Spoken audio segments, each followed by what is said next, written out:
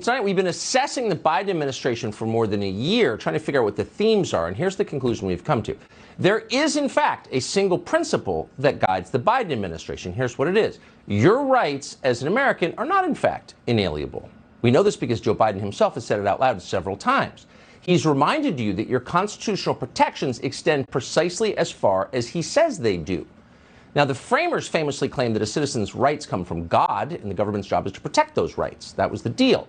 But the modern Democratic Party, which will not acknowledge God, has inverted that formula. So now politicians loan you your rights, and they can take those rights back at any time depending on your level of obedience. Think of it as dog training on a national scale. Woof.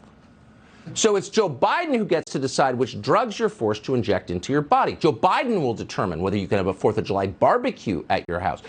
Ask Joe Biden. He'll tell you whether you have to repay your student loans from Yale Law School, whether landlords can evict tenants who aren't paying their rent, etc. These are all Joe Biden's decisions now, and his decisions alone. So Joe Biden gets to tell you how many rights you have and under what condition. And that's another way of saying you don't really have any rights at all. Think about that. So if you have no permanent rights as a citizen of the United States, then needless to say, state and local governments can't have rights either because you elected them. So you can vote for all the lawmakers you want, but in the end, Joe Biden will determine what the law is. The president's publicist made that point very clear at the briefing yesterday. Watch Jen Psaki denounce the state of Alabama for passing what is, in Alabama, a very popular law that bans the castration of children in the name of gender transitioning. Now, Joe Biden doesn't like that law, therefore, that law is invalid. Here's her explanation. Alabama's lawmakers and other legislators who are contemplating these discriminatory bills have been put on notice by the Department of Justice and the Department of Health and Human Services that laws and policies preventing care that healthcare professionals recommend for transgender minors may violate the Constitution and federal law. Oh, it's just so great.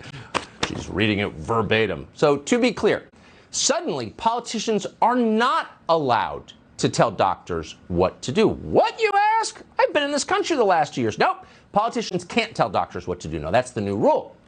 So why did that rule change? Well, because the Constitution of the United States specifically protects chemical castration of minors when it's conducted in the name of something called trans rights. That's the Transgender Amendment. You knew that. It's a good thing you do know it, because if you were to disagree with it, Joe Biden's Department of Justice may very well send men with guns to arrest you. And don't laugh, tempted as you may be. Jen Psaki is dead serious. She wasn't smiling.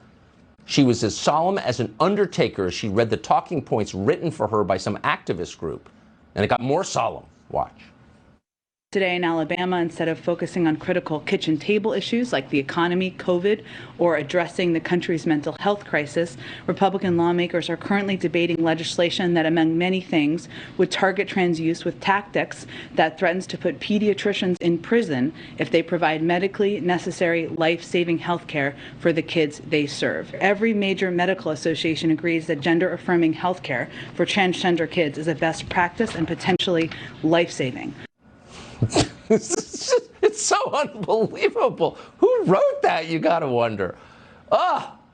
These people do have brass telling you, really, you should be worried about COVID.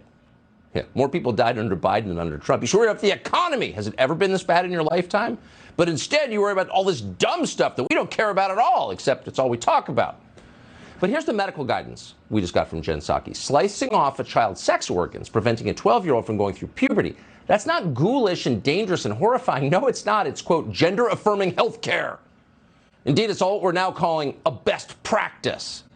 Now, best practice is a term that doesn't actually have a definition, but it does sound science-y, like something a physician might say. And in fact, some physicians do say it, but that does not mean that it's true. We know it's not true because this question has actually been studied in some detail. In the UK, there's a slightly bit more freedom in the science field.